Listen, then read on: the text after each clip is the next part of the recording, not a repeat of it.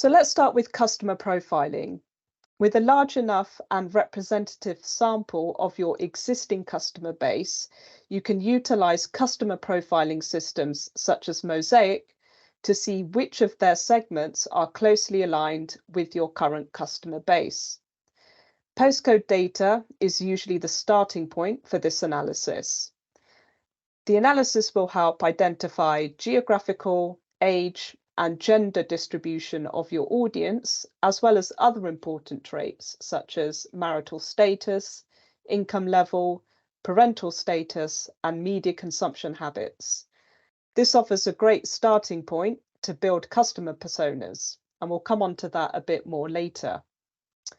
Also, I'm sure some of you are working within the B2B industry, so I want to point out that the profiling is still something that you can leverage in this space. Commercial Mosaic is available for profiling businesses, which will provide information on detailed business types.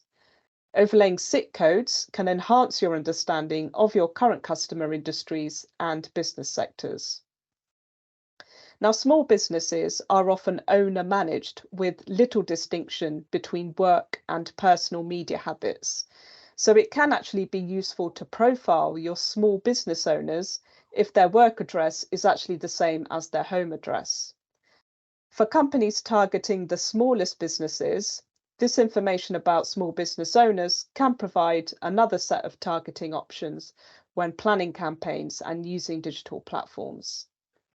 Some of the key insights that you'll gain from profiling include the highest indexing advert response channel, so you can factor that into your media campaigns as well as the messaging. There are also existing tools you may already be using, which will give you some insight into who is currently engaging with your brand. Google Analytics is one example, which will allow you to gather insight into what your current website visitors look like. This includes basic demographic insight, but also information on the interests of your users, which relate back to Google's affinity audiences. These audiences can be utilized within paid campaigns running through the Google marketing platform. Additionally, you can tap into insights from platforms such as Meta Business Manager to analyze those who are engaged with your social media. The insights you can gather vary by platform. With Meta, for example, you can see which other brand pages your audience is also engaged with. LinkedIn Analytics will show you the breakdown of your audience based on attributes such as industry, job function, and company size. At Equimedia, we run programmatic campaigns through our in-house trading platform known as Kaizen. Campaign delivery reports can provide us with audience insights ranging from basic demographics through to being able to cross-reference data against the audience segments such as the Google affinity audience, which I mentioned earlier. We can also use reports such as device breakdown to see which devices and platforms are most popular. Lastly, opening up a direct dialogue with your current customers can allow you to gather more bespoke, specific insights. Focus groups and surveys are one way to do this and can be used ahead of projects such as planning a product launch or a brand refresh. This approach is useful for understanding more about behaviours and attitudes. But you can also lean on existing surveys such as TGI that can further enrich your insights. This is particularly useful for media consumption information and understanding the propensity of actions for certain audiences. One example here would be running analysis against one of your key Mosaic segments and including some behavioural statements or statements related to their attitudes towards advertising. Thanks, Misha. So following a customer profiling report, the next step is to analyse the output in order to understand where growth opportunities lie, and visualising the data can help you spot the opportunities. In this example, the grey section of the graph shows the percentage of the GB population broken out by age bracket, and the green line shows the percentage of the population who have pet insurance.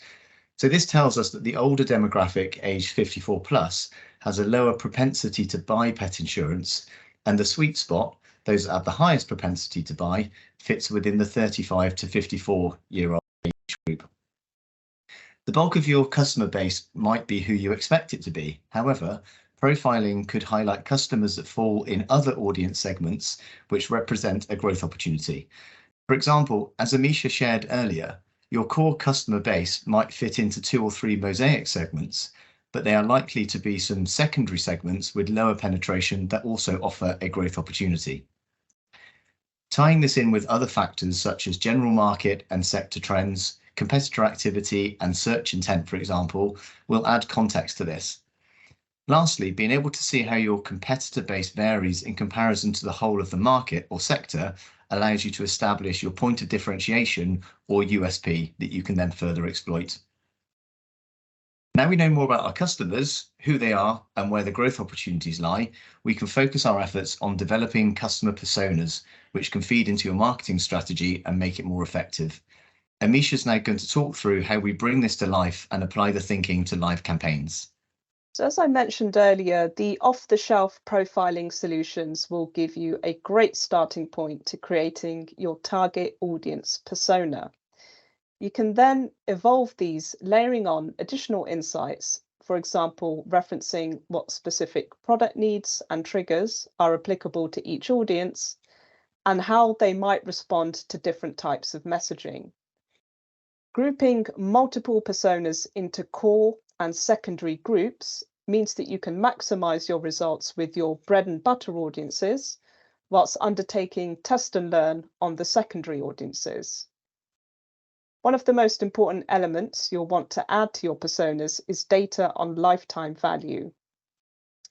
Having intel into the long-term value of each persona could change the importance of the segment to your brand. For an e-commerce client, it will be data points around average order value and repeat purchasing.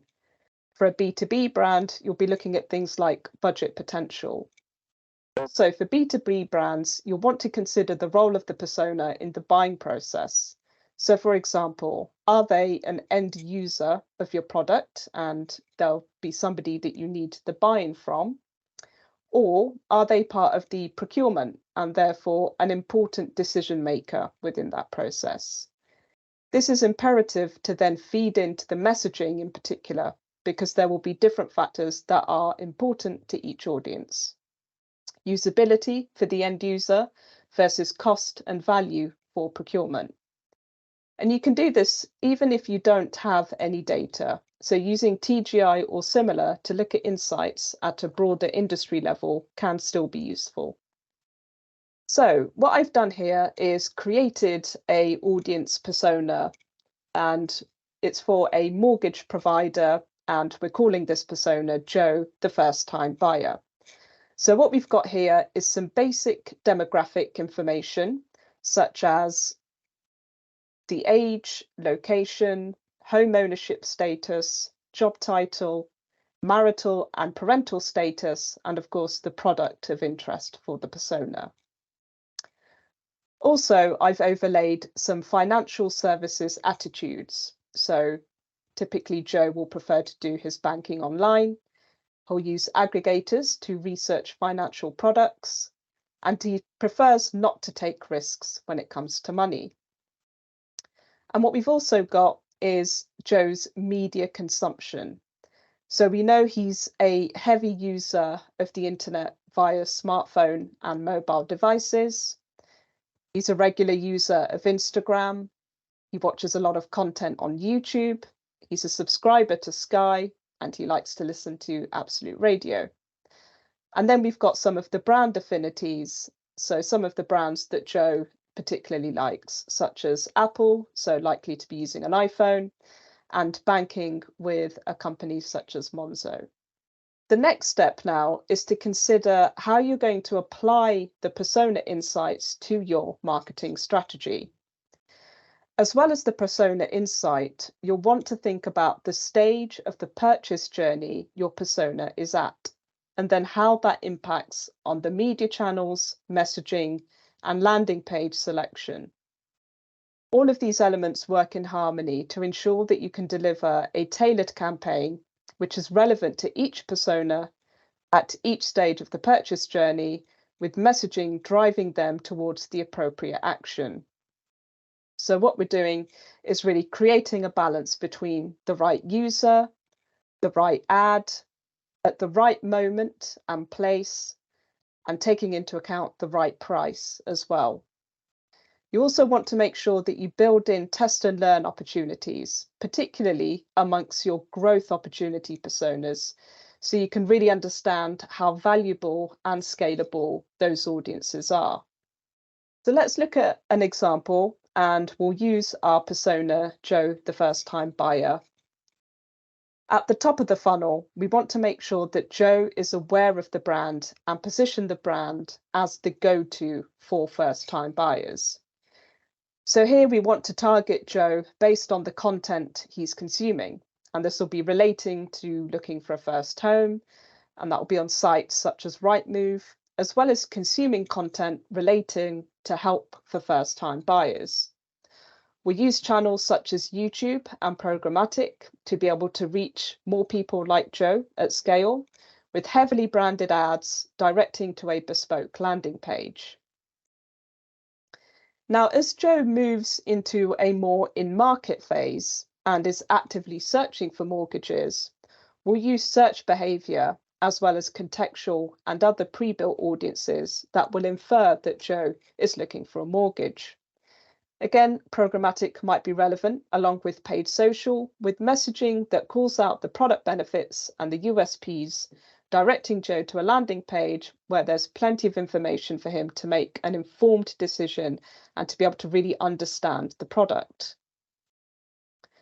Now, at the very bottom end of the funnel, we'll be capturing people who have visited that bespoke landing page and encouraging them to come back to the site to complete the application process. And here it will be important to highlight the ease of the application process and encourage those users to go on and complete that process.